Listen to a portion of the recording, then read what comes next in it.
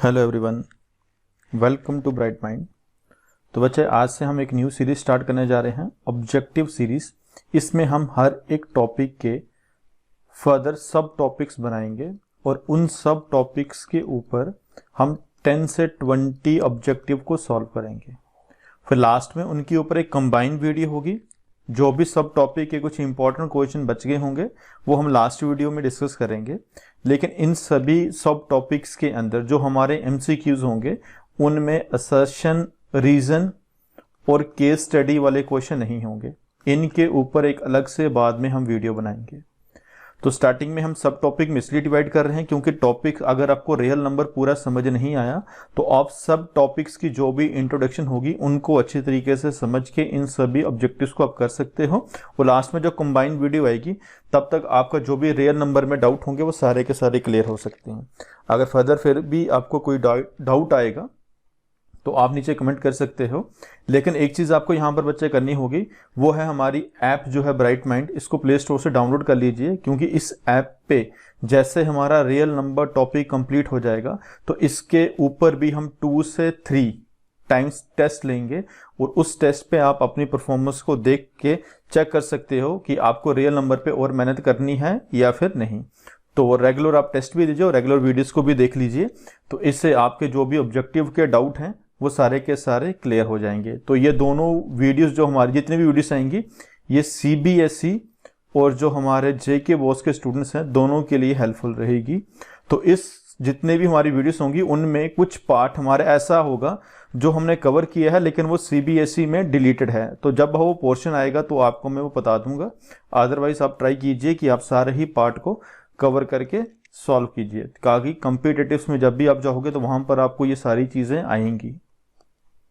तो बच्चे, आज की जो हमारी वीडियो है इसमें हमारा जो टॉपिक रहेगा वो प्राइम फैक्टराइजेशन, एचसीएफ और एलसीएम और फंडामेंटल थ्योरम जो है अर्थमेटिक्स की।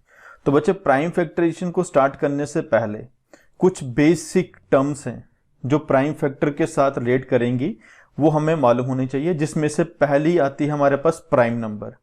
तो बच्चे, अगर हम बात करें प्राइम नंबर की तो प्राइम नंबर के लिए आपने इतना सुना होगा जिनके 2 फैक्टर्स होते हैं, जिनके 2 फैक्टर्स होते हैं। और बच्चे, फैक्टर का मतलब क्या होता है? कोई ऐसा नंबर जो दूसरे नंबर को एग्जैक्टली डिवाइड कर दे, जो एग्जैक्टली क्या कर दे, डिवाइड कर दे, उसको हम फैक्टर बोलते हैं। तो वही चीज यहां पर लिखी है, ऐसा नंबर जो सिर्फ 2 ही नंबर से डिवाइड हो सकता है, इटसेल्फ और 1 से, और कोई भी नंबर उसको डिवाइड नहीं कर सकता। तो इसमें आपको मेन चीज याद ये रखनी है, जो 2 है वो अकेला इवन प्राइम नंबर है और ये सबसे छोटा प्राइम नंबर भी है। तो ऑड में सबसे छोटा 3 है, देन ऐसे 5 है।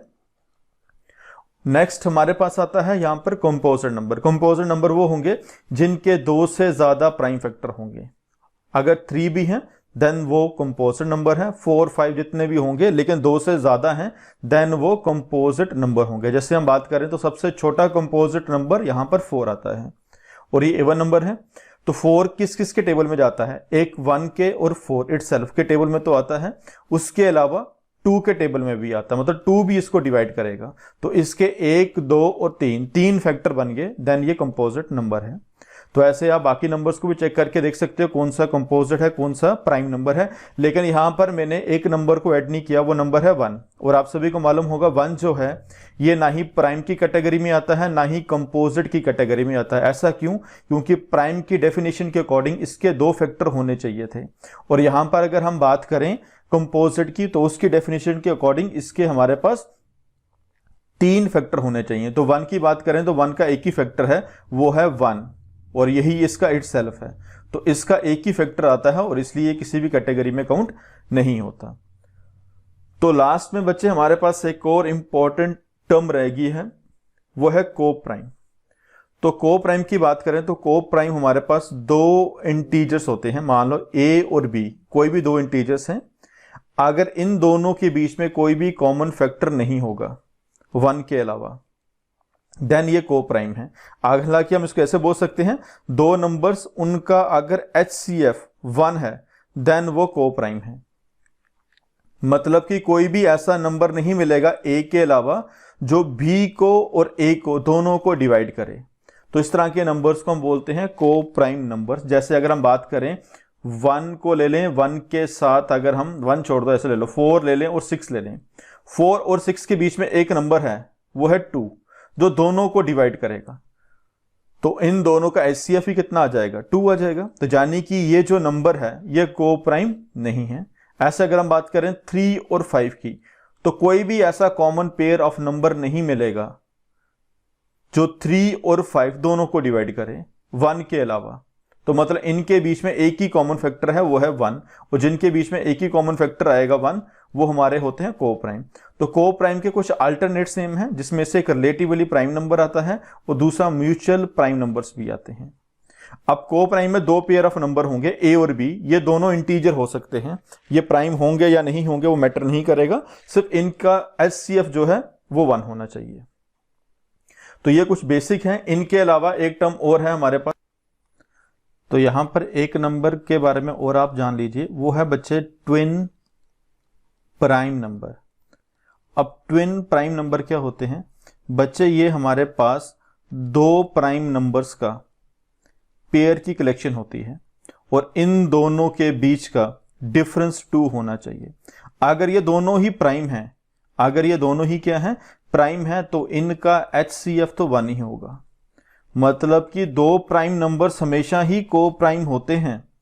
और ट्विन प्राइम के लिए क्या होने चाहिए कंडीशन, यहां पर को प्राइम में मैंने बोला था आपको ए और बी नंबर होंगे, ये प्राइम होंगे या नहीं होंगे मैटर नहीं करेंगे, लेकिन अगर दोनों ही प्राइम हो और दोनों के बीच का डिफरेंस 2 हो तो ये को प्राइम नहीं, ये ट्विन प्राइम नंबर बन जाएंगे। जैसे हम यहां पर ले लेते हैं 3 और 5, 3 भी प्राइम 5 भी प्राइम, दोनों ही प्राइम नंबर है, उनके बीच का डिफरेंस 2 है, तो ये ट्विन प्राइम होंगे। ऐसे हम ले लेते हैं 5 और 7, दोनों प्राइम है, इनका डिफरेंस भी 2 है, ये भी ट्विन प्राइम होंगे। लेकिन अगर मैं यहां पर ले लूं 2 के साथ में ले लेता हूं 4, 2 और 4 की बात करें तो यहां पर 4 जो है वो प्राइम नंबर नहीं है, दोनों के बीच का डिफरेंस 2 है, ये प्राइम है, ये प्राइम नहीं है, तो ये वाला नंबर हमारा ट्विन प्राइम नहीं होगा। ऐसे ही एग्जांपल के तौर पे और देख लेते हैं, 2 के साथ हम 6 ले लें, इनका डिफरेंस भी 2 नहीं है, तो ये भी हमारा ट्विन प्राइम नहीं है। तो ट्विन प्राइम और को प्राइम के बीच में यही डिफरेंस है, इसमें 2 इंटीजर्स होते हैं और इसमें दोनों ही प्राइम है और इनका डिफरेंस 2 होना चाहिए। को प्राइम में डिफरेंस कुछ भी हो सकता है और ये दोनों इंटीजर्स हों, ठीक है, प्राइम नंबर्स की कलेक्शन हो, इवन ऑड हो, कुछ भी हो, लेकिन उनके बीच में कॉमन फैक्टर 1 होना चाहिए को प्राइम के केस में। तो प्राइम में वही, ट्विन प्राइम में दोनों ही नंबर प्राइम होने चाहिए, मतलब उन दोनों का एचसीएफ 1 होगा, अंडरस्टैंड है ये, और उनके बीच का डिफरेंस 2 होना चाहिए। तो नेक्स्ट हमारे जो टर्म्स हैं उसमें हमारे पास आती है प्राइम फैक्टराइजेशन। अब बच्चे प्राइम फैक्टर, प्राइम तो बता दिया आपको, फैक्टर भी बता दिया, जो नंबर डिवाइड करेगा किसी को एग्जैक्टली। अब प्राइम फैक्टराइजेशन क्या होती है, किसी भी नंबर को, जैसे मैं 6 की बात करूं तो 6 के यहां पर 2 प्राइम फैक्टर्स निकल जाएंगे, 2 और 3। तो 6 को मैं एक्सप्रेस कर सकता हूं in terms of their factors के प्रोडक्ट में। तो ये जो हमने 6 को एक्सप्रेस किया, किसी भी नंबर को अगर हम एक्सप्रेस कर दें as a product of their prime numbers, वो हमारी प्राइम फैक्टराइजेशन होती है। जैसे अगर हम बात करें 4 की, तो 4 के हमारे पास आएगा 2 और 2, तो हम 4 को कैसे लिख सकते हैं, 2 इंटू 2। ये जो हमने ब्रेक किया इन टर्म्स ऑफ, जो हमने प्राइम नंबर्स के प्रोडक्ट में किसी नंबर को एक्सप्रेस करके लिखा, इसी को हम फैक्टराइजेशन बोलते हैं। अब फैक्टराइजेशन में कई बुक्स पे यहाँ पर एस लिखा होता है, कहीं पे जेड लिखा होता है। आपको मालूम होगा यूएसए और यूके दोनों की डिक्शनरी अलग है, उनके अकॉर्डिंग एस और जेड को लिखा जाता है। नेक्स्ट हमारे पास आती है फंडामेंटल थ्योरम। तो अगर हम बात करें फंडामेंटल थ्योरम की, तो फंडामेंटल थ्योरम का एक और नाम है जिसको हम बोलते हैं यूनिक फैक्टराइजेशन थ्योरम। अब फंडामेंटल थ्योरम क्या कहती है, कोई भी अगर हम कंपोजिट नंबर ले लें, तो यहां पर एग्जांपल के तौर पे मैं 12 लेता हूं, तो अगर बच्चे 12 को प्राइम फैक्टर में एक्सप्रेस करना, तो पहले इसको प्राइम नंबर से डिवाइड करना, देन मैं 2 से डिवाइड करता हूं क्योंकि 2 प्राइम है, तो ये 6 आ जाएगा, फिर 2 से करता हूं तो ये 3 आ जाएगा। तो ये क्या कहता है, किसी भी कंपोजर नंबर को हम फैक्टराइज कर सकते हैं, मतलब कि हम उसको product of their prime numbers में लिख सकते हैं। तो जैसे हम 12 की बात करें तो 12 को हम कैसे लिख सकते हैं, 2 इंटू 2 इंटू 3। और ये कहता है ये जो फैक्टराइजेशन ही होगी यूनिक होगी, मतलब हम जब भी 12 के प्राइम फैक्टर निकालें जैसे एक और तरीके से निकाल के देखते हैं, इस बार 2 से नहीं, इस बार 3 से स्टार्ट करें, देन 4 आएगा और 4 को दोबारा हम 2 से करेंगे, देन फिर से 2 आ जाएगा। तो इस केस में 12 के प्राइम फैक्टर अगर हम देखें तो वो आ रहा है 3 इंटू 2 इंटू 2। ये क्या कहता है, प्राइम फैक्टर यूनिक है। यूनिक मीन्स कभी भी चेंज नहीं होंगे। तो यहां पर बात करें 2 जो है वो 2 बार आ रहे हैं, यहां पर भी देखें 2 2 बार आ रहे हैं, 3 एक बार आ रहा है, यहां पर भी एक बार आ रहा है, और इनके अलावा कोई भी नंबर यहां पर भी नहीं है, यहां पर भी नहीं है। तो मतलब इनकी जो फैक्टराइजेशन है 2 इंटू 2 इंटू 3 और 3 इंटू 2 ये सेम ही रह रहे हैं। जहां पर जितनी बार 2 है इतनी बार 2 यहां पर है और इतनी बार 3 भी यहां पर है। फर्क क्या है, वो कह रहा है फर्क सिर्फ किसका होगा, ऑर्डर का। उनके प्राइम फैक्टराइजेशन का ऑर्डर अलग हो सकता है, 2 इंटू 3 की जगह 3 इंटू 2 ऑर्डर हो सकता है, लेकिन प्राइम फैक्टर कभी भी आपस में अलग नहीं होंगे, वो सेम ही रहेंगे हर एक केस में। ये है हमारी फंडामेंटल थ्योरम। और आप सभी को मालूम होना चाहिए फंडामेंटल थ्योरम जो है ये हमारा कार्ल फ्रेडरिच गास ने दी है। इन्होंने इसको प्रूफ किया है, इसके ऊपर हम बाद में वीडियो डिस्कस करेंगे ये किसने पहले दिया था, किसका आइडिया है। और इनको प्रिंस ऑफ मैथमेटिक्स भी बोला गया है, प्रिंस ऑफ मैथमेटिक्स भी बोला गया है किसको, फ्रेडरिच गास को। तो ये आप याद रख लीजिए। अब चलते हैं हमारे लास्ट टॉपिक, फिर उसके बाद हम आगे शुरू करेंगे हमारे जो भी ऑब्जेक्टिव हैं। तो नेक्स्ट टॉपिक हमारा है, इसमें हमने HCF और LCM के बारे में पढ़ना है। आपको मालूम होगा HCF को हम हाईएस्ट कॉमन फैक्टर बोलते हैं और एक और नाम है इसका ग्रेटेस्ट कॉमन डिवाइजर, जिसको हम GCD बोलते हैं। अब ये क्या है HCF, और दूसरा है हमारा LCM, लीस्ट कॉमन मल्टीपल, और कई बुक्स पे यहां पर लीस्ट की जगह भी लोवेस्ट भी लिखा होता है। तो हाईएस्ट GCD और HCF में क्या फर्क है, तो पहले हम देख लेते हैं कॉमन फैक्टर। तो मतलब कॉमन निकालने के लिए हमें 2 क्वांटिटी की जरूरत होती है। तो यहां पर मैं ले लेता हूं 4 और 4 के साथ में ले लेता हूं 6। अब मुझे ऐसा फैक्टर चाहिए जो 4 को डिवाइड कर सके। तो उनमें से एक नंबर है 2, एक नंबर है 1 और एक नंबर खुद 4 होगा। 6 की बात करूं तो 6 को डिवाइड करने वाला एक 1 है, 2 है, 3 है और एक खुद 6 होगा। अब इन दोनों में कॉमन नंबर कौन है, इन दोनों की बात करें तो यहां पर एक की नंबर आपको कॉमन दिख रहा होगा, वो है 2। तो इनके बीच में जो कॉमन फैक्टर आ गया वो हमारा आ गया 2। अब ऐसे ही थोड़ा सा बड़ा नंबर लेके देखते हैं जिनके कॉमन फैक्टर थोड़े से ज्यादा होंगे, उनके बीच में क्या क्या होगा। इस बार हम एग्जांपल लेते हैं 12 की। तो 12 की बात करें अगर हम, तो 12 का फैक्टर पहले तो खुद 12 होगा, 2 भी होगा, 3 भी होगा, 4 भी होगा, 6 भी होगा और 12 भी होगा। अब इसके साथ हम ले लेते हैं 16। तो 16 को 1 डिवाइड करता है, 2 भी डिवाइड करता है, 4 भी डिवाइड करता है, 8 भी डिवाइड करता है और 16 खुद भी डिवाइड करता है। तो इनकी बात करें तो इनके बीच में कॉमन फैक्टर कौन कौन सा आ गया, 1 कॉमन आ गया, 2 भी कॉमन आ गया, 4 भी कॉमन आ गया। तो इनके बहुत सारे कॉमन फैक्टर आ गए, लेकिन इनमें से एक फैक्टर जो है सबसे बड़ा है। तो ये जो कॉमन फैक्टर सबसे बड़ा होता है इसी को हम बोलते हैं HCF। तो HCF मींस ऐसा नंबर, सबसे बड़ा नंबर जो इन दोनों पेयर्स को क्या करेगा, डिवाइड करेगा। अगर हमारे पास A और B इंटीजर हैं और कभी हमें ऐसा नंबर फाइंड करना हो, सबसे बड़ा नंबर जो A और B को डिवाइड करेगा, वो हमारा HCF होता है। और HCF इन दोनों नंबर से हमेशा ही छोटा होगा। जैसे यहां पर मैंने 12 और 16 लिया, इनका HCF सबसे बड़ा नंबर तो है, लेकिन 12 और 16 से कभी भी बड़ा नहीं हो सकता।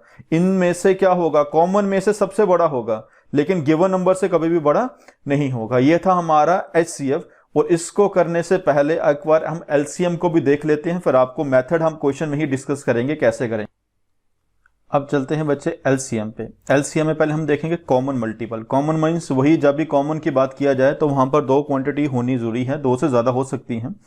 तो कॉमन के लिए हम सिंपल सी एग्जांपल अगर हम देख लें तो यहां पर 4 से स्टार्ट करते हैं और दूसरा पेयर हम ले लेते हैं 6। अब ऐसे नंबर लिखने हैं जो 4 और 6 दोनों ही उनके टेबल में आते हैं। तो स्टार्ट करेंगे। अगर हम कॉमन मल्टीपल की बात करें तो पहले मैं 4 का टेबल लिख लेता हूं यहां पर। तो 4 का टेबल 4, 8, 12, 16, 24, 20, 24 तक। और ऐसे ही हम 6 का लिख लेते हैं, तो ये आ जाएगा 6, 12, 18, 24 और आगे 30।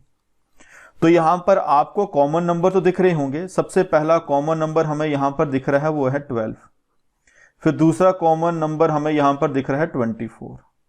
और आगे अगर हम जाएंगे तो आगे भी हमें ऐसे बहुत सारे कॉमन नंबर मिलेंगे, तो इनको हम बोलेंगे कॉमन मल्टीपल। लेकिन आगे तो बहुत सारे बड़े नंबर होंगे, लेकिन सबसे छोटा जो ये नंबर है, ये जो लीस्ट नंबर है, इसी हमको हम बोलेंगे LCM। तो LCM क्या हो गया? दोनों नंबर का जो कॉमन मल्टीपल होगा उनमें से सबसे छोटा नंबर।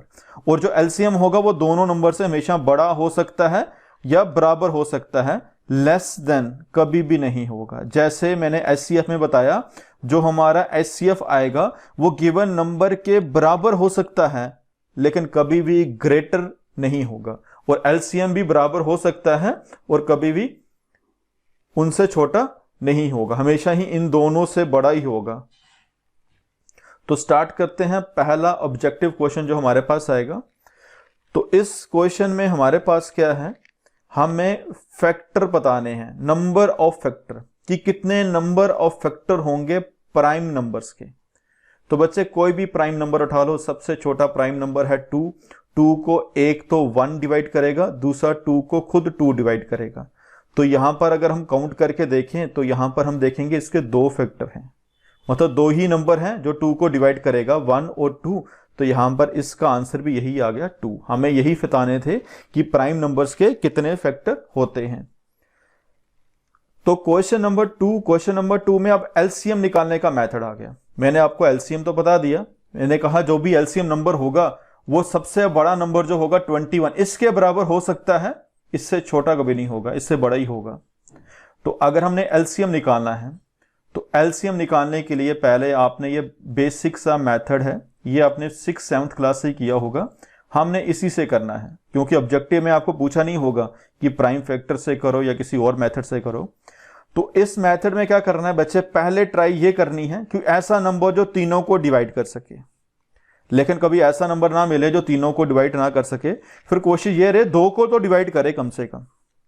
लेकिन यहां पर एक नंबर है 3 जो तीनों को डिवाइड करेगा। तो यहां पर क्या आ जाएगा 4, यहां पर 5 और यहां पर 7। अब यहां पर एक नंबर और ढूंढना जो तीनों को डिवाइड करे। तीनों को अगर नहीं कर रहा, कोई भी नंबर नहीं है जो तीनों को डिवाइड करे, फिर 2 को डिवाइड करना चाहिए कम से कम। लेकिन यहां पर कोई नंबर भी नहीं मिलेगा जो 2 को भी डिवाइड करेगा। तो मतलब ये जो 3 नंबर्स हैं, तीनों के बीच में कोई भी कॉमन नंबर नहीं आ रहा, ना ही 2 के बीच में ना ही तीनों के बीच में, फिर इसको यहीं पर छोड़ दोगे। अब LCM के लिए क्या करना है बच्चे, LCM के लिए हमने इनको मल्टीप्लाई कर देना है 3 और जो भी नीचे पेयर बच गया। अब मल्टीप्लाई भी ऐसा नहीं करना, मल्टीप्लाई में ट्राई करना किसी ऐसे नंबर को मल्टीप्लाई करो जिनको मल्टीप्लाई करके 0 वाली टर्म बन जाए। तो आप देखोगे इन दोनों को मल्टीप्लाई करके अगर मैं देखूं तो 20 आ जाएगा। और ऐसे जो बाकी 2 बच के मेरे, इन दोनों को भी मल्टीप्लाई करके देखूं तो 21 आ जाएगा। तो अब इस 21 को 20 से करना है तो 0 छोड़ दो, इसको इससे करो तो 42 साथ में 0, तो 420 आंसर आपका आ गया। आप इन क्वेश्चंस को देख के वीडियो को पास करके खुद भी सॉल्व कर सकते हो और उसके बाद आप अपना आंसर को मैच भी कर सकते हो। नीचे कमेंट में अपना स्कोर जरूर बता सकते हो कि आपका कितना स्कोर आ रहा है। तो अगर आपका स्टार्टिंग में ही 90, 80, 90% आ रहा है तो काफी अच्छा स्कोर है। तो अगर हम बात करें HCF की, सेम नंबर लिए हैं, सेम ही तरीका है। HCF में एक ही कंडीशन याद रखनी, अगर 3 नंबर का HCF निकालना है वो नंबर तीनों में कॉमन होना चाहिए। अगर 2 नंबर का HCF निकालना है तो वो नंबर दोनों में कॉमन होना चाहिए। अब 3 नंबर का HCF निकालना है तो ऐसा नंबर जो तीनों को डिवाइड करे। तो हमने देख लिया वो नंबर है 3, और 3 के अलावा जो पीछे नंबर बच के, इनको कोई भी नंबर डिवाइड नहीं करेगा, तो फिर हमने छोड़ देना है। तो HCF में मल्टीप्लाई नहीं करना है, HCF में जो भी कॉमन नंबर आए होंगे उनका मल्टीप्लाई करना है। तो यहां पर एक ही कॉमन नंबर आ गया है, वो नंबर है 3, तो 3 ही हमारा होगा HCF। तो बच्चे नेक्स्ट क्वेश्चन नंबर 4 में क्या है, 2 पॉजिटिव इंटीजर्स दिए गए हैं, ए एंड बी, जिनको ऐसे एक्सप्रेस किया गया है एक्स और वाई के एक्सपोनेंट की फॉर्म में। ये जो एक्स वाई हैं ये कह रहे हैं दोनों के दोनों प्राइम नंबर्स हैं। हमें यहां पर HCF निकालना ए बी का। तो बच्चे आपने क्या करना है, यहां पर ए की जो फॉर्म दी गई है उसको भी लिख लेंगे और जो बी की फॉर्म दी गई है उसको भी लिख देंगे। HCF में मैंने आपको कहा था कॉमन ढूंढना है, तो यहां पर देखें एक्स एक्स दोनों में कॉमन है, तो हम एक बार एक्स को लिख देंगे, वाई वाई भी दोनों में कॉमन है उसको भी लिख देंगे। सिर्फ यहां पर यह चीज आपने नोट करनी है, जब HCF होगी तो हमने जो पावर होगी कॉमन की वो मिनिमम सेलेक्ट करनी है। तो यहां पर पावर है 3 और यहां पर पावर है 2, तो मिनिमम की बात करें तो वो आ जाएगा 2। ऐसे ही बच्चे y की बात करें तो y की पावर भी मिनिमम 3 और 2 में, तो 2 ही मिनिमम है, 2 आ जाएगा। ये आ गया हमारा इसका आंसर। HCF में क्या करना, कॉमन टर्म्स को लिख देना। अगर कॉमन टर्म्स की जो पावर डिफरेंट है तो फिर आपने मिनिमम पावर को ही प्रेफरेंस देनी है और मिनिमम पावर ही आपने लिखनी है। ऐसे ही हमारे पास आगे HCF की जगह LCM वाला क्वेश्चन है। सेम टर्म्स को लिया गया है ताकि आपके जो डाउट्स हैं वो क्लियर हो जाएं। LCM में क्या करना होगा, LCM में सारी टर्म्स को लिख देना, सिर्फ कॉमन टर्म्स को एक ही बार लिखना। तो यहां पर दो टर्म्स तो हैं लेकिन दोनों ही बच्चे कॉमन है, एक्स बी और वाई बी। लेकिन एक्स की पावर डिफरेंट है तो यहां पर पावर लिखोगे आप मैक्सिमम। मैक्सिमम क्या है यहां पर, एक्स की पावर 2 और 3 में से 3, वाई की क्या है अगेन 3। तो ये आ गया इसका answer, x cube y cube, बस ये डिफरेंस है।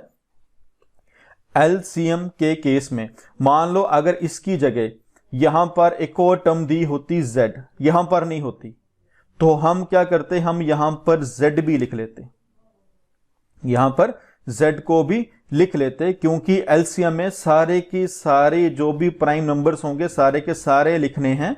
सिर्फ जो कॉमन होगा उनको एक बार लिखना, जो भी कॉमन होगा, और उनकी पावर मैक्सिमम होगी। मान लो यहां पर अगर t होता तो फिर यहां पर भी t आ जाता, चाहे वो दोनों में प्रेजेंट हो या ना हो। लेकिन HCF में ऐसा नहीं होता। HCF में यहां पर z है तो यहां पर भी z होना चाहिए था, देन वो कॉमन आएगा, और कॉमन की पावर HCF में मिनिमम लेते हैं। तो next question number 6 question number में क्या है, हमारे पास ऐसी एक एक्सप्रेशन दी गई है, इन टर्म्स ऑफ प्रोडक्ट में किया गया है और आगे सम दे दिया है। अगर ये वाली टर्म नहीं होती, इतना ही होता, तो हम सीधा ही बोलते हैं ये दो से ज्यादा नंबर प्राइम नंबर्स का प्रोडक्ट है, देन ये कंपोजिट है। लेकिन यहां पर सम दिया गया है, तो सम को सॉल्व करने के लिए हम यहां पर पूरा सॉल्व नहीं करेंगे। अगर हम देखें यहां से और यहां से 15 कॉमन आ जाएगा, और आपको मालूम होगा बच्चे जब किसी टर्म को कॉमन लिया जाता है तो उसकी जगह कुछ नहीं रहेगा, उसकी जगह 1 आ जाएगा। यहां पर भी 1 और प्लस आगे 15 की जगह भी 1। इनको सॉल्व करके मान लो कुछ भी आ जाए, x आ गया, लेकिन बाहर है हमारा 15, तो 15 को मैं 3 into 5 में ब्रेक कर सकता हूं और अंदर वाला कोई और नंबर। तो इसके दो प्राइम फैक्टर आगे हैं 1 और इट्स एल्फ के अलावा, आगे और भी आएंगे जब हम x को ब्रेक करेंगे। तो यहां पर हमें ब्रेक करके नहीं बताना, हमने फाइंड कर लिया इसके 2 से ज्यादा प्राइम फैक्टर्स हैं। तो अगर 2 से ज्यादा हैं तो ये कंपोजिट नंबर को बिलोंग करेगा, ठीक है। लेकिन यहां पर बच्चे प्रॉब्लम क्या है, यहां पर उन्होंने पूछा है क्या ये होल नंबर है। अगर ये होल नंबर है तो आप खुद ही देख लो, ये 15 है तो 15 किसी भी नंबर से मल्टीप्लाई होगा तो वो 15 का ग्रेटर ही बनेगा, और 15 से ग्रेटर जो नंबर होंगे वो नेचुरल और होल नंबर दोनों ही होते हैं। तो ये होल नंबर की कैटेगरी को भी आएगा, तो फिर आपका डी ऑप्शन यहां पर बिल्कुल सही बनता है और ये प्राइम नंबर वाला नहीं आएगा। तो नेक्स्ट क्वेश्चन नंबर हमारा 7, और 7 क्वेश्चन नंबर में अगेन हमारे पास वही एक्स वाई की जगह अब हमारे पास थोड़े से नंबर दिए गए हैं, हमने इनका एलसीएम लेना है। तो बच्चे मैंने क्या कहा था, एलसीएम में जो कॉमन है पहले उनको लिख लें, लेकिन कॉमन को एक ही बार लिखेंगे 2 को। देन 3 यहां पर नहीं है तो 3 आ जाएगा। 5 भी यहां पर है तो 5 भी कॉमन एक ही बार लिखेंगे, और 7 भी एक बार। मतलब कि एलसीएम में सारे के सारे लिख देने हैं। 2 है, 3 है, 5 है, 7, जितने भी नंबर प्राइम फैक्टर मिल रहे हैं, डिस्टेंस अलग अलग आपको सभी को लिख दोगे, लेकिन इनमें से 2 कॉमन है और दूसरा 5 कॉमन है। और एलसीएम में पावर जो लेंगे वो मैक्सिमम लेंगे। अब बच्चे पावर को ढूंढे अगर हम, तो यहां पर 2 की पावर 3 और यहां पर 2 की पावर 4, तो मैक्सिमम पावर आ गई इसकी 4। 5 की बात करें तो 5 की पावर यहां पर भी 1 है और यहां पर भी 1 है, तो यहां पर छोटा बढ़ेगा तो कुछ है नहीं है, यहां पर हमारे पास 1 ही आएगा। तो बच्चे ये हमारे आ जाएंगे। आप इसको आगे फर्दर सॉल्व करोगे तो यहां से आप देखोगे ये आ जाएगा 2 की पावर 4 और ये हो जाएगा 16, और ये हमारा इन दोनों को मल्टीप्लाई कर दो, ये आ जाएगा हमारा 15 इंटू 7। और इन सभी को अगर आप मल्टीप्लाई करोगे, इन सभी को मल्टीप्लाई करके हमारा आता है 1680, और वो हमारा ऑप्शन है D. Next question number 8। Question number 8 में हमने सेम ही लिया है, यहां पर फिर से एलसीएम आ गया। आप एलसीएम की जगह यहां पर इसको एचसीएफ कर दो, तो इस बार हम एचसीएफ फाइंड करेंगे इनका ही। तो बच्चे एचसीएफ में सिर्फ आपने कॉमन ही सिलेक्ट करना है। अब कॉमन क्या है, यहां पर एक 2 और 2 कॉमन आ गया। दूसरा 3 कॉमन नहीं है, इसको छोड़ देंगे। 5 कॉमन है, यहां पर भी और यहां पर भी 5 कॉमन आ गया। नेक्स्ट 7 यहां पर है, यहां पर नहीं है, तो कॉमन नहीं है, तो 7 में नहीं आएगा। 2 और 5 भी कॉमन आ रहे हैं, लेकिन इन कॉमन्स की जो पावर होगी वो होगी मिनिमम। तो पावर ढूंढे, यहां पर पावर है 3 और यहां पर पावर है 4, तो पावर आएगी 3। 5 की दोनों केसेस में 1 है, तो यहां पर 1 ही आएगी। तो 2 की पावर 3 8 को 5 से बच्चे अगर करोगे तो ये मालूम होगा सभी को 40, तो हमारा आंसर आ गया ए।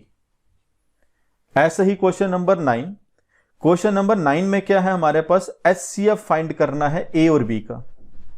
और एचसीएफ जो फाइंड करना है वो कहते हैं इन दोनों नंबर्स का 45 है, और इन दोनों नंबर्स का ए इंटू बी, वो ए आ गया। अब बच्चे इसमें हमारे पास एक रिलेशन लगती है, वो रिलेशन में यहां पर लिख रहा हूं क्योंकि स्टार्टिंग में वो रिलेशन मैंने आपको बताया ही नहीं। वो क्या है, सिर्फ 2 इंटीजर्स की बात करेंगे। एचसीएफ और एलसीएम जो होगा ए और बी का, वो इन दोनों के प्रोडक्ट के बराबर होगा। एचसीएफ और एलसीएम जो होगा, 2 इंटीजर की बात करें, 3 के लिए ट्रू नहीं है, ए इंटू बी के बराबर, वो दोनों के प्रोडक्ट के बराबर होगा। कौन, एचसीएफ और एलसीएम। इसमें से हमारे पास एचसीएफ है 45 और इन दोनों का जो प्रोडक्ट है वो है हमारा 30375। तो बच्चे हमें यहां पर निकालना है एलसीएम। तो ऐसा करने के लिए इस 45 को यहां पर भेजना होगा। तो एलसीएम कैसा निकलेगा हमारा, ये वाली टर्म सारी की सारी वहां पर ट्रांसपोज हो जाएगी और 45 के साथ क्या कर देना होगा, इसको डिवाइड कर देना होगा। तो 45 के साथ आप इसको डिवाइड करके खुद ट्राई कीजिए और देखिए क्या आंसर आपका यहां पर आता है। तो इसका आंसर आता है 675। तो अगर आपको यहां पर एलसीएम दिया होता इसकी जगह और एचसीएफ निकालना होता, तो उस केस में आपका यहां पर एचसीएफ रहता और एलसीएम की वैल्यू पुट करके इस साइड भेज देते आप। अब क्वेश्चन नंबर 10 भी थोड़ा बहुत उसी के जैसे है। यहां पर कहता है एचसीएफ, एलसीएम लिया गया है किसका, एक्स का, और दूसरा नंबर गिवन है 18। कहते हैं जो एलसीएम है इन दोनों का वो 36 है और इन दोनों का ही एचसीएफ वो 2 है। तो मतलब कि अभी हमने रिलेशन पढ़ी है कि एचसीएफ और एलसीएम का जो प्रोडक्ट होगा वो दोनों नंबर्स के प्रोडक्ट के बराबर होता है, ए और बी के। वो कह रहे हैं दोनों में से एक नंबर है एक्स और दूसरा नंबर बी की जगह हम पुट कर लेते हैं 18, और यहां पर इसका एलसीएम भी गिवन है। इसका एलसीएम है हमारे पास 36 और इसी का एचसीएफ है हमारे पास 2। एचसीएफ और एलसीएम गिवन है और दोनों में से एक नंबर भी गिवन है 18। हमें सिर्फ इस नंबर एक्स को निकालना है। तो क्या करोगे, 18 इस साइड आ जाएगा और 18 इससे डिवाइड होगा तो 2 आ जाएगा। 2 जा मल्टीप्लाई करके आप देखोगे 4 आंसर आ जाएगा। तो इस तरीके के ये 2 तरीके क्वेश्चन आप एक्सचेंज करके क्या हो सकता है, एक नंबर की वैल्यू चेंज करके दे सकते हैं। तो सेम क्वेश्चन तो आपको आते ही रहेंगे। नेक्स्ट क्वेश्चन नंबर 11, इसमें कह रहा है ग्रेटेस्ट नंबर, ऐसा बड़ा नंबर ढूंढना है जो 70 को भी डिवाइड कर दे और 125 को भी डिवाइड कर दे। लेकिन जब वो डिवाइड करेगा तो उनका रिमाइंडर, पहले वाले केस में जब 75 को डिवाइड करेगा तो रिमाइंडर 5 आएगा, और वही नंबर 125 को डिवाइड करेगा तो रिमाइंडर 8 आएगा। और वो सबसे बड़ा नंबर होना चाहिए जो इन दोनों को डिवाइड करे और रिमाइंडर 5 और इसके केस में रिमाइंडर 8 आए। तो अगर हम बात करें कोई भी एक नंबर ऐसा जो 70 को डिवाइड करें जिससे उसका रिमाइंडर 8 आएगा, रिमाइंडर 5 आएगा, तो अगर हम 5 को यहां से माइनस कर दें तो वो नंबर बन जाएगा 65। तो मतलब कि वो नंबर जो है हमारा x मान लें, वो 65 को तो बिल्कुल एग्जैक्टली डिवाइड करेगा। और ऐसे ही बात करें 125 की, तो 125 को जब वो डिवाइड कर रहा है तो रिमाइंडर 8 आ रहा है, तो 8 माइनस कर दें इसमें से, तो हम देखेंगे ये हमारा नंबर जो 125 में से अगर हम 8 को माइनस कर दें तो वो हमारा बनेगा 170 नंबर। तो ये नंबर आ गया 170। अब हमें ऐसा नंबर ढूंढना है बड़ा जो इन दोनों को डिवाइड करता होगा। तो हमें ढूंढने की क्या जरूरत है, हम 65 के प्राइम फैक्टर देखें तो आप देखोगे 65 के दो फैक्टर्स में डिवाइड होगा, एक तो 13 और एक 5। तो आपने 117 के भी देख लेने हैं, ये भी अगेन 13 और दूसरा हमारा आ जाएगा 9 ले लो, 9 फर्दर डिवाइड हो जाएगा 3 इंटू 3 में। लेकिन इन दोनों के बीच में सबसे बड़ा नंबर कौन सा जो दोनों को डिवाइड करेगा, वो है 13। यहां पर भी क्या है 13, तो 13 को आप टिक लगा सकते हो। अदरवाइज जो नंबर आया 65 और जो हमारा नंबर आया 175, आप इनका एचसीएफ ही निकाल सकते हो जो पहले हमने जिस तरीके से निकाल के इनको किया है। अब क्वेश्चन नंबर 12 में क्या है कि जो एक्सपोनेंट होगा 2 का in the prime factorization of 36, अगर हम 36 की प्राइम फैक्टराइजेशन करें तो बच्चे पहले 36 की प्राइम फैक्टराइजेशन करके देखनी होगी। 36 को 2 से आप डिवाइड करोगे तो 18 आएगा, फिर आप 2 से करोगे तो 9 आएगा, 9 को 3 से करोगे देन 3 आ जाएगा। तो इसकी प्राइम फैक्टराइजेशन में हम देखेंगे 2 2 बार आ रहा है, 3 भी 2 बार आ रहा है। तो आप सभी को यह प्रॉपर्टी मालूम होगी, bases same powers are added. तो 2 की पावर हो जाएगी यहां पर 2 और 3 की पावर भी हो जाएगी 2। यहां पर पूछ रहा है एक्सपोनेंट, एक्सपोनेंट मींस 2 की क्या पावर आ रही है यहां पर, तो 2 का एक्सपोनेंट कितना आ रहा है यहां पर 2, तो यहां पर हमारा पहला ऑप्शन होगा। इस तरीके से आपको 3 का भी पूछ सकते हैं, 4 का भी पूछ सकते हैं। नेक्स्ट क्वेश्चन नंबर हमारा है 13, और 13 क्वेश्चन नंबर में यहां पर क्या कंडीशन है, यहां पर एक चीज थोड़ी सी मिसिंग है, यहां पर अपॉन में ए बी है, ये ऐसी कंडीशन है, और ये ए बी जो है बच्चे ये स्मॉल में है। ए और बी दो पॉजिटिव इंटीजर होंगे, HCF into LCM upon a b, ये किसके बराबर आएगा ये हमने निकालना है। तो बच्चे यही कंडीशन हमने अभी अभी पढ़ी है कि एचसीएफ को और एलसीएम को मल्टीप्लाई करें 2 नंबर्स के, तो ये हमारा ए इंटू बी के बराबर आएगा। तो इस टर्म को अगर हम यहां पर ले आए तो यहां पर कुछ नहीं रहेगा, सिर्फ 1 ही रहेगा। तो ये आंसर हमारा क्या आ जाएगा 1 के बराबर। अब 14 question, dash is the HCF of 2 consecutive even number. अब कंसेक्टिव होते हैं जो साथ साथ वाले, लेकिन इवन नंबर की बात कर रहे हैं तो हम इवन नंबर 2 ले लें और हम 4 ले लें। ऐसे आप 4 और 6 भी ले सकते हो, 6 और 8 भी ले सकते हो, कोई भी 2 कंसेक्टिव इवन नंबर को आप ले सकते हो। तो यहां पर पूछ रहा उनके बीच में एचसीएफ क्या होगा, ऐसा कौन सा नंबर होगा जो दोनों को डिवाइड करेगा, सबसे बड़ा है, तो यहां पर 2 ही आएगा। यहां पर बात करें तो यहां पर भी सबसे बड़ा नंबर 2 ही आएगा, और 6 और 8 की बात करें तो यहां पर भी सबसे बड़ा नंबर 2 ही आएगा। तो मतलब उस केस में हमेशा ही हमारा आंसर जो आएगा वो 2 ही आएगा, और 2 इनमें से कोई भी ऑप्शन नहीं है, तो मतलब ये नन ऑफ दीज आएगा। तो यहां पर 2 इसका आंसर आएगा। Next question number 15।